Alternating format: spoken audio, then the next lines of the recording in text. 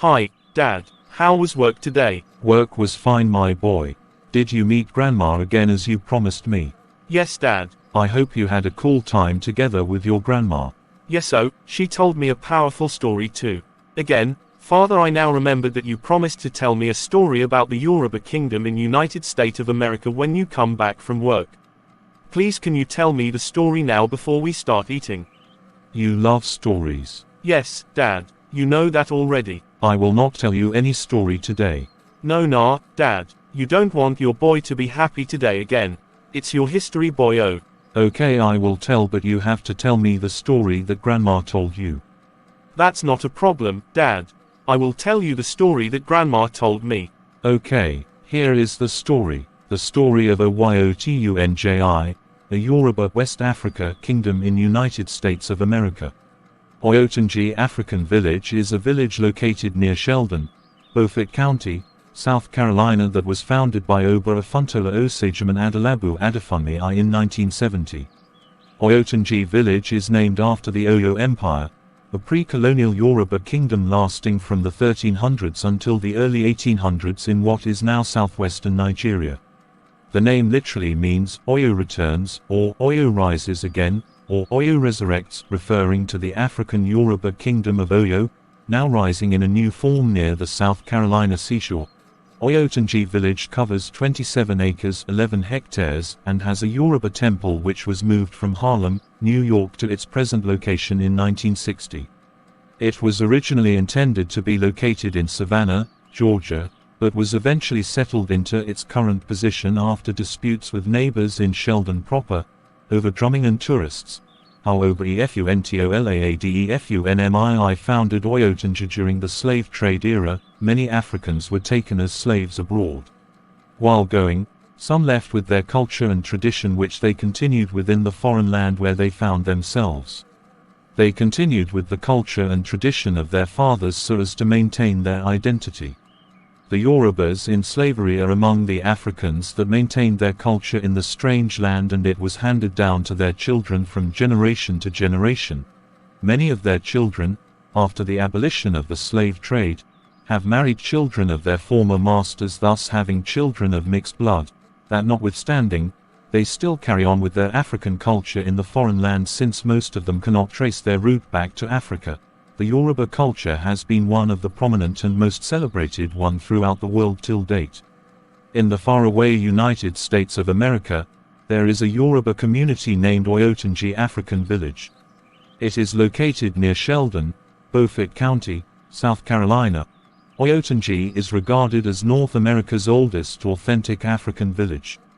It was founded in 1970 and is the first intentional community in North America, based on the culture of the Yoruba and Benin tribes of West Africa. It has survived 51 years of sustaining the Yoruba traditional sociology and values in the diaspora. The village is named after the Oyo Empire, and the name literally means Oyo returns, or Oyo rises again, or Oyo resurrects. The village occupies 27 acres of land. Oyotunji was founded by His Royal Highness Oba King Waja Afuntola Osagiman Adelabu Adefunmi I, born Walter Eugene King on October 5, 1928. Oba Afuntola Osagiman Adelabu Adefunmi I, a Detroit native, began studying Afro-Haitian and ancient Egyptian traditions as a teenager. He was further influenced by his contact with the Katherine Dunham dance troupe in New York City at the age of 20, an African-American modern dance troupe that drew from many cultures within the African diaspora. August 26, 1959, Oba Waja became the first African born in America to become fully initiated into the Ariza Vodou African priesthood by African Cubans in Matanzas, Cuba, and became known as Afuntola Osagiman Adefunmi. After his return to the United States, he formed the Yoruba Temple in Harlem in 1960. The temple, committed to preserving African traditions within an American context, was the cultural and religious forerunner of Oyotunji Village. He later traveled to Haiti where he discovered more about the Yoruba culture. Armed with a new understanding of the African culture, he found the Order of Dambala Wedo, ancestor priests in Harlem, New York. This marked the beginning of the spread of the Yoruba religion and culture among African Americans. He later founded the Sango Temple in New York and incorporated the African Theological Arch Ministry in 1960. The Sango Temple was relocated and renamed the Yoruba Temple. With the rise of black nationalism in the 1960s, King began to envision the construction of a separate African American nation that would institutionalize and commemorate ancestral traditions. Are you enjoying the story? Yes, so, I am really enjoying it. Okay, let me continue with the story. In June of 1970, he fulfilled this vision with the creation of Oyotunji African Village. It was during this time that he also established a new lineage of the priesthood, Orisha Vodou, to emphasize the tradition's African roots. Today, over 300 priests have been initiated into this lineage, and the African Theological Arch Ministry, founded by Oba Afuntola Osagiman Adelabu Adefunmi I in 1966, now serves as the umbrella organization for the village. To further his knowledge of Yoruba culture, he traveled to Abeokuta in Nigeria in 1972, where he was initiated into the Ifa priesthood by the Oluo of Ijean at Abeokuta, Ogun State, in August of 1972. He was later proclaimed Alice Oba King of the Yoruba of North America at Oyotunji Village in 1972. In its early years, Oyotunji Village was home to as many as 200 people. Today, its residential community consists of few African American families, governed by an Oba King and the community's appointed council. Each family is committed to the teachings of the Yoruba tradition, which include a religious understanding of the world as comprised primarily of the energies of the Supreme Being Olodumare, the Orisha deities, and the ancestral spirits. This religious world is maintained spiritually through rituals, chants, music, sacrifice, and annual ceremonies.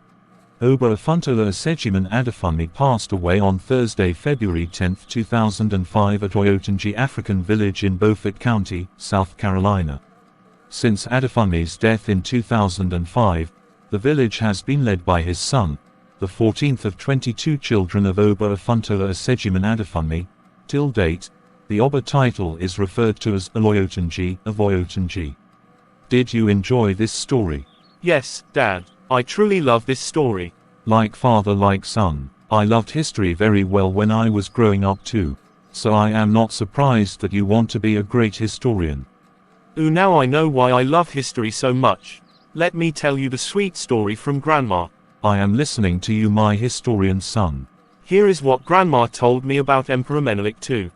Emperor Menelik II, the African ruler who saved Ethiopia from colonialism by defeating Italian armies sent to conquer his empire. Emperor Menelik II, original name, Sal Mayum, was born on the 17th of August 1844. His father was King Haile Melekot of Shewa and his mother was a court servant who married Melekot shortly after Menelik was born. It has been claimed that further back he was related to the Solomonid line of emperors who ruled Ethiopia between 1268 and 1854. King Melekot had laid it clearly that he was going to be succeeded by his son Menelik, but when he died in 1855, the vigorous emperor of Ethiopia, Tewodros II, launched an attack on Shewa and conquered it. Menelik was captured and taken to the emperor's mountain stronghold, Amba Magdala. In 1865, Menelik escaped so that he could claim back Shewa. Bezabe, who was appointed governor of Shewa by Tewodros II, attempted to raise an army against Menelik but failed. Thousands of Shuans rallied to the flag of the son of King Melekot, and even Bezabe's own soldiers deserted him for the returning prince. Menelik entered Shewa and proclaimed himself king. When Tewodros II died in 1868, Menelik developed aspirations for power, with the aim of being the emperor. But he was not the only claimant and had to submit first to Tekel Giorgis (1868–1872) and Johannes IV (1872–1889). Before Johannes died fighting Sudanese. By that time Menelik had emerged as the strongest man in Ethiopia and was able to assume the imperial crown for which he had waited so long. Just as Menelik II was crowned, Italians had settled along the Red Sea coast, establishing a colony at Eritrea. The Ethiopians and Italians initially reached an agreement, the Treaty of Wichel, but the Italian interpretation of the agreement gave Italy a protectorate over Ethiopia. When Menelik II learned of this, he renounced the treaty, which resulted in one of the greatest battles in the history of Africa. The Battle of Adwa on March 1, 1896. Italy's army was defeated and Menelik's empire was at once accepted by the European powers as a real political force. That's all the story she told me.